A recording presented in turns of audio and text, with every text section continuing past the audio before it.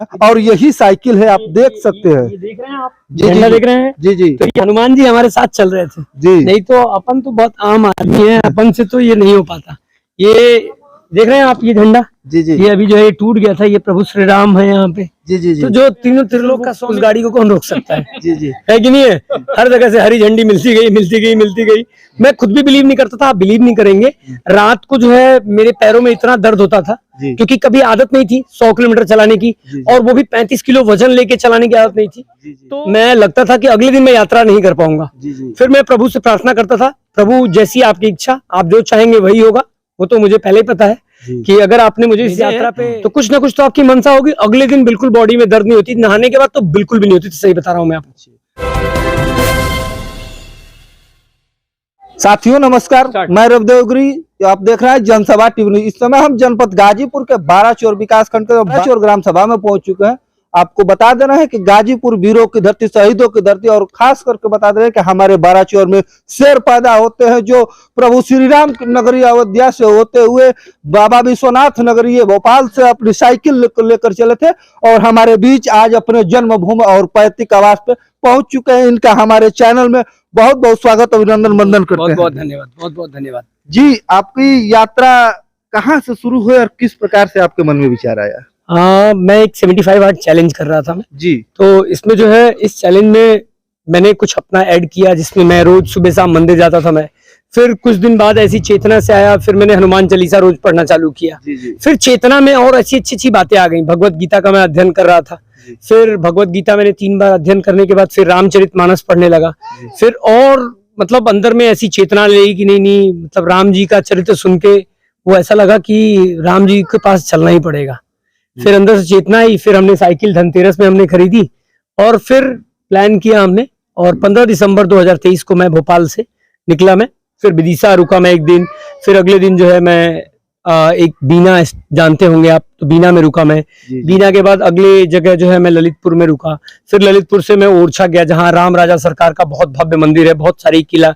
अगर आप इतिहास जानते हो तो उसके बारे में आपको पता होगा। फिर ललितपुर से जो है मैं ओरछा होते हुए, ओरछा से झांसी होते हुए मैं उस दिन कानपुर आ गया। फिर कानपुर में एक दिन स्टे किया। फिर कानपुर से मैं लखनऊ आया। लखनऊ के बाद फिर मैं एक दिन निकला मैं, क्योंकि उस दिन बहुत ज्यादा धुंध था तो मैं लखनऊ से लेट हो गया निकलने में। तो राम स्नेही घाट में मैं रुका। मैं एक पर्सन मिले जो मैं फेसबुक पे लाइव मैंने शेयर किया था, उनसे बड़ा अच्छा लगा मुझे। मतलब पैसे से तो उतना अमीर व्यक्ति नहीं था, लेकिन दिल का अब तक का सबसे अमीर व्यक्ति मुझे वो व्यक्ति मिला मैं मेरे जीवन काल का। जी जी। तो बहुत अच्छा लगा। मतलब उसने एक अमिट छाप छोड़ी जीवन में। मैं उससे बहुत कुछ सीख के आया मैं उसके यहाँ से। और फिर राम स्नेही घाट से फिर मैं अगले दिन अयोध्या पहुंचा। मैं श्री राम लला के दर्शन किए और वहां पे मैं रुका। मैं जो वहां के महंत हैं हनुमानगढ़ी के प्रेमदास महाराज जी, मुझे बड़ा सौभाग्य प्राप्त हुआ। एक हमारे जान पहचान के हैं, डॉक्टर कमलेश सर नाम उनका। तो उनकी वजह से जो है मैं उन महंत साहब के सानिध्य में मैं रहा। वहां कुश्ती भी की हमने, और बिल्कुल रामलला का जो ये आप देख रहे हैं दीवार, उसके जस्ट बाजू में उनका अखाड़ा था। और वहीं रुकने का, वहीं खाने पीने का, और क्या खाना, एकदम देसी स्टाइल में, घी दूध दही, मतलब मजा आ गया। मुझे तो मन ही नहीं कर रहा था, सही में बता रहा हूँ, कि मैं वहां से आऊं मैं। लेकिन अब हमने टारगेट सेट किया था कि मुझे 12 दिन में इस यात्रा को कंप्लीट करना है। तो वहां से 12:30 बजे जो है मैं सरयू नदी पे गया। मैं सरयू प्रणाम करने के बाद, पूजा करने के बाद फिर मैं अपनी अगले दिन की यात्रा स्टार्ट किया। मैं अकबरपुर पहुंचा। अकबरपुर में एक शिवधाम मंदिर है, वहां पे मैं रात्रि मैंने वहां अपना बिताया मैंने। फिर वहां से जो है मैं अगले दिन बनारस के लिए मैं आया मैं। तो मैं सारनाथ पहुंचा। सारनाथ में मेरा स्टे था। फिर मैं बाबा विश्वनाथ के दर्शन किया कल शाम को, और दर्शन करने के बाद फिर मैं सुबह जो है वहां पे आपने सरायनाथ आपने सुना होगा, जो एक ही पूरे विश्व में जो है मंदिर है, जहाँ पे 2 शिवलिंग एक जगह स्थित है। आप गए हैं कभी सारनाथ में? सारनाथ में गया हूँ जी।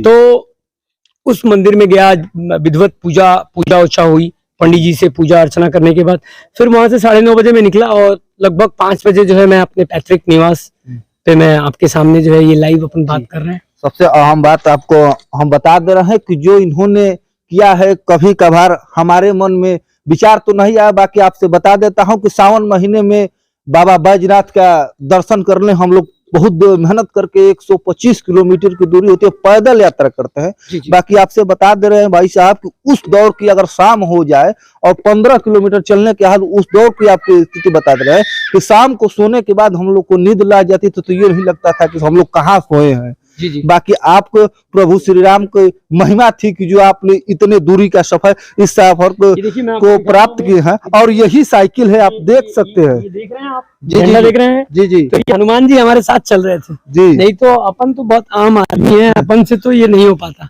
ये देख रहे हैं आप, ये झंडा, जी जी ये अभी जो है ये टूट गया था, ये प्रभु श्री राम है यहाँ पे। जी जी जी तो जो तीनों त्रिलोक का स्वामी बैठा हो यहाँ पे, तो फिर वो उस गाड़ी को कौन रोक सकता है? जी जी है कि नहीं है? हर जगह से हरी झंडी मिलती गई मिलती गई मिलती गई। मैं खुद भी बिलीव नहीं करता था, आप बिलीव नहीं करेंगे, रात को जो है मेरे पैरों में इतना दर्द होता था, जी क्योंकि कभी आदत नहीं थी 100 किलोमीटर चलाने की, जी, जी। और वो भी 35 किलो वजन लेके चलाने की आदत नहीं थी। जी जी तो जब मैं लगता था कि अगले दिन मैं यात्रा नहीं कर पाऊंगा, जी जी फिर मैं प्रभु से प्रार्थना करता था, प्रभु जैसी आपकी इच्छा, आप जो चाहेंगे वही होगा। वो तो मुझे पहले ही पता है जी कि अगर आपने मुझे इस यात्रा पे भेजे हैं तो कुछ ना कुछ तो आपकी मनसा होगी। अगले दिन बिल्कुल बॉडी में दर्द नहीं होती, नहाने के बाद तो बिल्कुल भी नहीं होती थी, सही बता रहा हूँ मैं आपको। अच्छा ये बताइए कि आप भोपाल से कितने जब भोपाल से आप चले तो क्या कब निकले और क्या मन में आपने सोचा कि मैं कितना दूरी तय करूंगा, क्या है पूरा? हर रोज मैंने टारगेट बनाया मेरा, जैसे आप इंटरव्यू लेने आए हैं, ऐसे विदिशा में एक ऐसी रिपोर्टर सर आए थे जी जी जिनसे मैंने उस दिन बोला था कि मेरा टारगेट है हर दिन मैं 100 किलोमीटर चलाऊंगा। जी और देखिए कहते हैं ना कि आप सच्चे मन से सच्चे दिल से अगर प्रभु से आप जो मांगते हैं जी प्रभु आपको देते हैं, बस आप कितना अटूट विश्वास करते हैं। जी जी मायने ये नहीं रखता है कि आप क्या मांग रहे हैं, आपने जो मांगा उस पे आप कितना विश्वास करते हैं। बहुत बार लोगों को मैंने देखा है, या मैं खुद अपने ऊपर भी मैंने देखा है, पिछले कुछ साल पहले की अगर बात करें तो मांगते तो थे हम, लेकिन विश्वास नहीं होता था, लगता था पता नहीं हो पाएगा नहीं हो पाएगा। लेकिन जब मैं बहुत सारी चीजें मेरे साथ ऐसी मिरेकल्स हुए, अभी हर रोज ही बहुत सारी चीजें ऐसी होती हैं जो मुझे प्रभु के और करीब लेते जा रही हैं। ऐसा लग रहा है कि देखिए ना, मैंने एक बात जो समझी कि प्रभु की बनाई जितनी भी चीजें हैं जी जी उनमें ना आनंद है, जी और प्रभु के प्रेम में ना परमानंद है। जी जैसे गाड़ी घोड़ा पैसा रुपया लत्ता कपड़ा, ये सब आनंद की चीजें हैं, खाना पीना। लेकिन अगर आप प्रभु के प्रेम में आएंगे ना तो आपको परमानंद मिलेगा, उससे अच्छा कुछ भी नहीं लगेगा। और ये आप जैसे वही है ना कि रसगुल्ला मैं खाया हूं तो मैं ही बता सकता हूँ कि रसगुल्ला कैसा लग रहा है। जी तो जब तक उस आप आनंद को महसूस नहीं करेंगे ना, और उस आनंद को महसूस करने के लिए आपको बहुत पीड़ा से गुजरना पड़ेगा। तो ये पिछले 2-3 महीने से मैंने वो प्रैक्टिस करना चालू किया था, जो अब मुझे जो है इतनी, आप देख रहे हैं अभी मैं लगभग 100 किलोमीटर साइकिल करके आ गया हूँ, आपको मेरी ऊर्जा में कोई भी कमी नजर नहीं आ रही होगी। जी जी अभी भी मैं, ऐसा लग रहा है कि मैं और 50 किलोमीटर चला दूंगा मैं। जी। अच्छा ये आप जो साइकिल यात्रा किए हैं, कितने दूरी का सफर रहा है आपके बीच में? 1255 किलोमीटर हुआ है टोटल। अच्छा 1255 किलोमीटर हुआ है जी। तो इस दूरी में आपको सफर में कठिनाइयां तो बहुत आई होगी, जैसे खाना रहना, क्या? आपको बता रहा हूँ कि लोग हाथों हाथ हेल्प कर रहे थे। जी जी मैं बता रहा हूँ कि कई बार मैं जैसे प्रभु को बोलता था, प्रभु आप इतने लोगों से मिलवा दोगे आप मुझे, लोग सेल्फी लेते थे, लोग इंस्टाग्राम पूछते थे, तो मैं बोलता था प्रभु आप इतने लोगों से आप मिलवा रहे हो, थोड़ा ऐसा करो कि जल्दी जल्दी मुझे डेस्टिनेशन में पहुंचना है, 100 किलोमीटर का टारगेट बनाया है मैंने। तो इसके बावजूद भी बहुत सारे लोग, मतलब मैं जिधर से गुजरता था ना उधर लोग मुझे रोकते थे, भैया कहाँ जा रहे हो, क्या कर रहे हो, किस काम से जा रहे हो। जी तो बहुत सारे लोग पूछते थे कहाँ से आए हो, आपका क्या मकसद है। तो ऐसे बहुत सारे लोग। इस यात्रा पे मैंने आपको एक बताया नहीं, जो मेरा मेन मकसद था, मैं एक फिटनेस ट्रेनर हूँ, तो मैंने इस यात्रा पे डाइट चार्ट लोगों को बनाया था, जो मैंने बहुत सारे लोगों को मैंने डाइट चार्ट प्रोवाइड किया मैंने। तो इस धार्मिक तीर्थ यात्रा के पीछे मेरा जो मकसद था कि जब तक आदमी, देखिए कहते हैं ना कि ये शरीर जो भगवान ने हमें दिया है, इस शरीर के अंदर आत्मा निवास करती है, और वो आत्मा ही तो परमात्मा का अंश है। अगर ये शरीर स्वस्थ नहीं रहेगा तो वो आत्मा कैसे स्वस्थ रहेगी, कैसे वो खुश फील करेगी। और जब आत्मा दुखी होती है ना, तो आप तो जानते हैं ना कि आप किसी की भी आत्मा दुखी करेंगे तो परमात्मा आपको छोड़ने वाले नहीं है, चाहे वो अपनी हो चाहे वो किसी और की हो। जी जी जी। तो इसके बाद जो भी आपका सफर रहा, इसमें आपका आज यहाँ बाराचौर में भव्य स्वागत समारोह हुआ है, आप अच्छे तरह से अपने पैतृक आवास पहुंच चुके हैं। हाँ हाँ। क्या बताना चाहेंगे यहाँ के लोगों के लिए, जितने मेहनत से आपने सफर का तय किया है? देखिए मैं तो यही मानता हूँ कि सब प्रभु कराते हैं, प्रभु की मर्जी के बगैर एक पत्ता भी नहीं हिल सकता है। जी एक बड़ी अच्छी लाइन है रामचरितमानस की, अगर आपने पढ़ी हो। जी जी भैया। जब पर कृपा राम की हुई ऊपर कृपा करहु सब कोई, कि जब प्रभु राम की कृपा होती है ना तो उस पर पूरी दुनिया कृपा बरसाती है। समझ रहे हैं? तो मैं तो ये मानता हूँ कि प्रभु राम की कृपा है, इसके वजह से जो है बहुत सारे लोग आए, वही सब कर रहे हैं। लग रहा होगा कि आप ये माइक लेके खड़े हैं, लेकिन मुझे ऐसा लग रहा है कि उन्होंने भेजा है आपको, माध्यम बनाया है। क्योंकि अगर सोचिए ना, आप करते तो आप मोदी जी का इंटरव्यू नहीं ले रहे होते, है कि नहीं? आपकी इच्छा तो मोदी जी का इंटरव्यू लेने के लिए है ना, लेकिन भगवान आपकी परीक्षा लेंगे। अगर आप निरंतर आप अपने काम में लगे रहे, अच्छी सोच के साथ अपने अंदर इंप्रूवमेंट करते रहे, तो एक दिन ऐसा भी आएगा कि आप मोदी जी का भी इंटरव्यू ले रहे होंगे। मैं सौभाग्य की बात आपको बता देता हूं कि मैं इन आपको हमेशा फेसबुक के माध्यम से देखा है, जो जितने दिनों से आपने 12 दिन में साइकिल यात्रा, इससे पहले मैंने आपको नहीं देखा था। लेकिन लोग कहते थे कि 12 चोर के ये लड़के हैं, पंकज सिंह चौहान। तो मुझे गर्व होता था कि हमारे ब्लॉक में, हमारे क्षेत्र में ऐसे योद्धा पैदा हो रहे हैं जो प्रभु राम कि दर्शन के लिए 1200 किलोमीटर की साइकिल चलाकर यात्रा कर। छत्री सभी लोग कहते हैं, बाकी ऐसे छत्री शायद किसी घर में होंगे कि प्रभु श्री राम का दर्शन। मैं एक आपके इस मीडिया चैनल से मैं एक और मैं बताना चाहूंगा। देखिए, मैंने जो ये चीज सीखा, मैंने जो समझा कि दुनिया में दो ही प्रकार के लोग हैं, एक देव एक दानव। चाहे वो छत्री हो, चाहे वो कोई भी धर्म जाति का हो, समझ रहे ना? जो अच्छे कर्म करेगा वो देव है, जो गलत काम करेगा वो दानव है, चाहे वो किसी भी धर्म का हो, जाति का हो, है कि नहीं है? तो मेरा ऐसा मानना है कि कोई भी कर सकता है, बस वही है प्रभु राम पे कितना विश्वास करते हैं आप।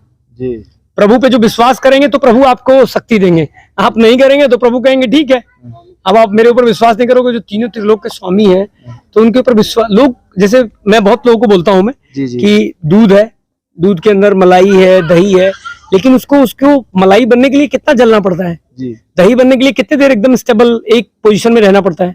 तो वैसे ही है, भगवान को हमें पाने के लिए, जानने के लिए हमें थोड़ा त्याग तपस्या करना पड़ेगा, तो ही हम भगवान को समझ पाएंगे। तो हम भोगों में लगे रहेंगे तो हमें नहीं समझ में आएगा कि भगवान है भी कि नहीं है। भगवान की कृपा वही समझ सकता है जो थोड़ा त्याग तपस्वी है।